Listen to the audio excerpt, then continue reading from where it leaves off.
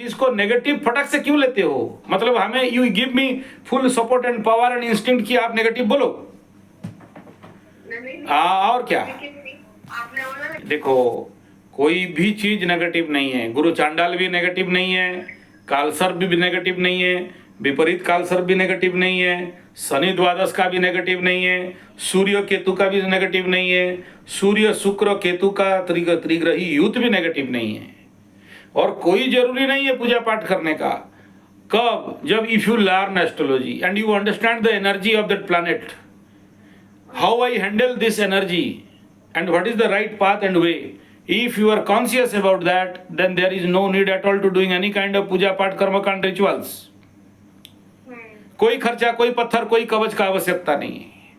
ये सब मूर्खों के लिए होता है, ठीक है। अगर आप मुझे ईमानदारी से समझो और मेरा कष्टकर शब्दों को समझ पाओ तो मैं इतना ही कहूंगा कि जो लोग बेवकूफ हैं, इसका मतलब नहीं कह रहा हूं कि कवच काम नहीं देता है। मैं अभी तक जितने लोगों को कवच दिया हूं 99% लोग बोले हैं कि गुरुजी इस कवच से हमको रक्षा मिला, बड़ा सा एक्सीडेंट हुआ टल गया, बड़ा सा घटना घट रहा था बच गए। हम आई फील वो लोग अभी अनुभव के साथ बोल रहे हैं कि ये काम नहीं हो रहा था, काम हो गया। मेरे कवच में इतना बल, इतना पावर होने के बावजूद भी मैं आज तक फेलियर नहीं होने की 1-2% फेलियर रहूंगा जिसका विश्वास नहीं है। उसके बाद भी मैं आप लोगों को बोल रहा हूं ना, डोंट वेयर कवच।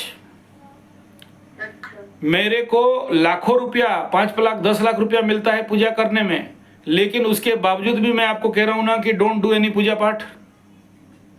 मेरे पास पत्थरों का कमी नहीं है। मैं एडवाइज नहीं करता किसी को कि पत्थर पहनो। मेरे पास तो हर प्रकार का पत्थर पड़ा है। खुद I know, I am the researcher. Scientific laboratory test करके मेरे पास पत्थर पड़े हैं। मेरे को आके ला के दे देते हैं घर में, पंडित जी ये रखे रहो, पैसा जब होगा तब देना। लेकिन मैं तो किसी को लूटता नहीं ना। मैं एक वीडियो दिखा दो जहां पर बोला हूं कि पत्थर ले लो मेरे से, पहन लो। मैक्सिमम तो कवच और मैक्सिमम तो रुद्राक्ष, उससे ज्यादा का बात नहीं करता। मैं ये कह रहा हूं कि यू अंडरस्टैंड योर कुंडली। कुंडली दिखाने बैठे हो तो फर्स्ट समझो क्या है। आप अगर फटाक से बोलोगे कि नेगेटिव क्या है वो बता दीजिए, तो हर एस्ट्रोलॉजर के लिए बहुत सहज है। आप ये पूछोगे ना एस्ट्रोलॉजरों को कि जो नेगेटिव है उसको जिंदगी में पॉजिटिव में कैसे कन्वर्ट कर सके। How I change all the obstacle in opportunity, you give me that idea and knowledge. तब फटेगा बेटा एस्ट्रोलॉजर का। समझ में आ रहा है? हाँ। ये पूछना कि ये तो सब नेगेटिव है, ये तो सब पाप है, तो कहां जाएंगे ग्रह? गुरु चांडाल नहीं लगेगा तो कहां लगेगा? सूर्य केतु नहीं लगेगा तो कहां लगेगा? तो क्या तुम्हारा माँ बाप देख देख के जन्म करेंगे तुम लोगों को कि जब सूर्य केतु आकाश में एक घर में नहीं बैठे हैं तब जन्म करेंगे? हैं? एस्ट्रोलॉजर के पास बैठे रहेंगे या बच्चा पैदा करना है? क्या करना है? हाँ, ये कोई भी खराब नहीं है, सब अच्छा है। It depend upon your understanding. अगर आप एक बार समझ गए कि एक तो सुनो, আমার কথাটা सुनो, আমি কি বলছি।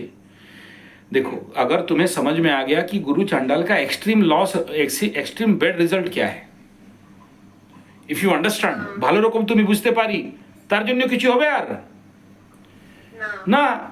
তুমি ভালো রকম বুঝতে পারি কি শনি দ্বাদশের কি ফলটা হবে, নেগেটিভটা এক্সট্রিমিস্ট ফলটা কি হবে, ঠিক আছে? तो वो मेरे मुंह से मत निकालो। द्वादश का शनि बहुत खराब रिजल्ट देता है, ठीक, लेकिन द्वादश का शनि का पॉजिटिव रिजल्ट भी बहुत अच्छा है। तो अभी तो तुम्हें कोई दशा मिलने वाला नहीं है ना।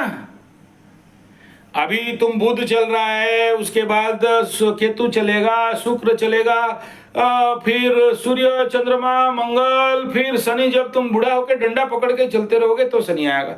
तो हम काहे इसके बारे में टेंशन हो भाई? समझ में आ रहे हैं? तो वो क्या खराब होगा, that is not my subject. लेकिन आपको कैसे जीना है, you understand the planetary position of your birth chart and your energy, कि नहीं मेरे कुंडली में गुरु राहु है तो मेरे को पाप कराएगा आज नहीं तो कल। गुरु राहु का क्या पाप कराएगा? मन अनकंट्रोल, कामना वासना में वृद्धि, किसी किसी को ऐसे गरीब पाप, कोई भ्रूण हत्या कर दे, कोई बच्चा मार दे, और कोई गलत निर्णय जिंदगी में ले ले, कोई जीव हत्या कर दे, कुछ भी हो सकता है। लेकिन तुम तो मांस मछली अंडा छोड़ के बैठी हो, तो तुम्हारा क्या प्रॉब्लम होगा भाई? समझो, तुम्हारे अगर जीवन में ये प्रज्ञा हो गया, ये चेतना जग गया गुरु चांडाल होने के बाद, कि हमको मांस मछली अंडा नहीं खाना है, फिर गुरु चांडाल तुम्हारा क्या उखाड़ेगा और क्यों उखाड़ेगा? दूसरा, जो आदमी मांस मछली अंडा नहीं खाया, प्याज लहसुन मांस मछली अंडा दारू और hot dog burger pizza chow mein Manchurian चाय समेत दूर रखो बीड़ी सिगरेट नहीं खाया, तो फिर सूर्य केतु कैसे बदनाम करेगा उनको? लेकिन अगर कोई दारू शाम को नेपाल अस्त, सूर्य अस्त नेपाल मस्त, सूर्य अस्त बंगला मस्त, तो 2 पैक मुझे भी पिला दे शराबी फिर देख होता है क्या? तभी तो गलती करोगे ना। जब मांस मछली अंडा दारू पियोगे तभी तो राहु तुम्हारा बैंड बजाएगा। तो फिर उच्च का प्लैनेट है ना वहां, मिथुन और वृषभ में राहु उच्च हो जाता है ना, और साथ में गुरु बैठ गया, तो अभी बताओ राहु किसका रूप लेगा? राहु का तो अपना कोई औकात नहीं है, तो राहु पहले तो गुरु बन गया ना, लेकिन एनवायरमेंट क्या बना? पंडित का, तो बुद्ध का बन गया। तो एनवायरमेंट उसको बढ़िया मिल रहा है ना, तो फिर ऐसे कैसे कह देंगे कि नहीं गुरु चांडाल होने से आदमी मांस मछली अंडा दारू और लड़कीबाजी करेगा और गंदा काम करेगा? उसको एनवायरमेंट अच्छा मिल रहा है, तभी तो आप कोई बंगला आदमी कोई बंगला लड़की बोले कि आमी मांस मच्छी खाची ना, तो उससे बड़ा भगवान और कौन हो सकता है?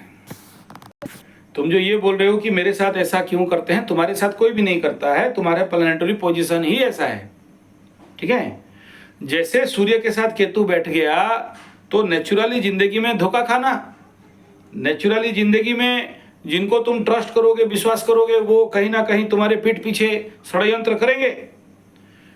जिंदगी भर तुम जिसका भी उंगली पकड़ो वो तुमको धोखा देगा। तो समझ गए तो फिर उसको और दोष नहीं दोगे ना कि वो क्यों धोखा दे दिया, मच्छर क्यों काटा, खटमल क्यों खून चूसा। खटमल का काम है भाई, नहीं चूसेगा तो फिर कौन चूसेगा?